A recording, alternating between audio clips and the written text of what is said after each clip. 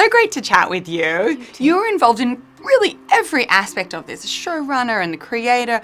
You know, what was so remarkable is that it's set in 1850 and it's a Victorian era, it's a historical time period, and yet Emily Dickinson's character feels thoroughly modern. How ahead of her time was she? Well, I think that she was certainly ahead of her time in what she did with the form of poetry, you know, and she sort of put things in completely new ways and was incredibly modern with her use of language and also ideas. She had really challenging ideas that she put in her poems in kind of almost riddles that like we're still unpacking today. It's amazing. Yeah. And what I do love with how you treated this whole series was it does not feel like a historical drama by any means. The dialogue, the music is very contemporary. Tell me about how you kind of mashed the two modern and kind of historical worlds together. Yeah, well, this show is a coming-of-age story about a radical young female artist who is ahead of her time.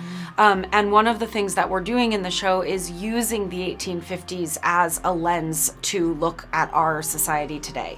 And, you know, I would say in the writer's room, like, if it's not about today, it doesn't belong in the show. So we are really trying to look at ourselves through the figure of Emily Dickinson, who didn't fit into her own time and whose consciousness might have been more in a certain way appreciated today than it was when she was alive. What's interesting is a lot of the themes that you talk about, you know, in the writer's room that existed about gender disparity and political discourse, and they feel very, very contemporary, you know. Was that important? Like, why is this story so suitable at any time, but particularly now?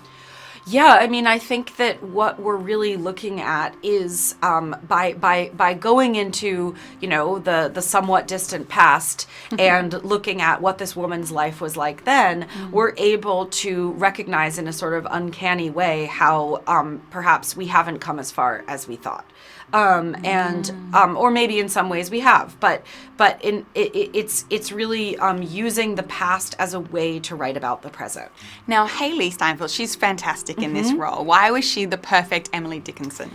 Well, for me, she was the perfect for this version of Emily Dickinson because Hailee is such a powerful pop cultural figure in her own right, and also an incredibly gifted and thoughtful actress who is able to do drama and comedy, and who really provides the anchor that the whole show is built around. So it was such a gift to get to work with her, and of course, she even ended up writing a song for the show, which is awesome, and you know, was her own way of her responding as an artist to Emily's poetry. So, and probably the idea that, you know, in Emily's time in the Victorian era, it was considered distasteful for a female to publish her work. And so as a creative person yourself, and then of course Hailee and the whole, was that kind of something that resonated with you, like the shackles of not being able to share your talents with the world? Absolutely. I think that the show is all about constraints and what you choose to do with those constraints. And I think that something that's really important to me about this Emily Dickinson is that she is not a victim. Despite a lot of difficulty in her circumstances, she really takes the agency that she can and claims that power and builds a really important body of work. So it's very inspiring. I think there's so much that young viewers can take away from this and feel a little bit empowered by like her sense of fighting the good fight. Yeah, for absolutely. freedom. Absolutely. Maybe some older viewers too. Exactly. Maybe even more, right? Yeah. Well, congratulations. Thank I think you. people are going to really love it. It's Thanks really so much. fresh and something truly original. I've never seen anything like it. Thanks so much. Yeah.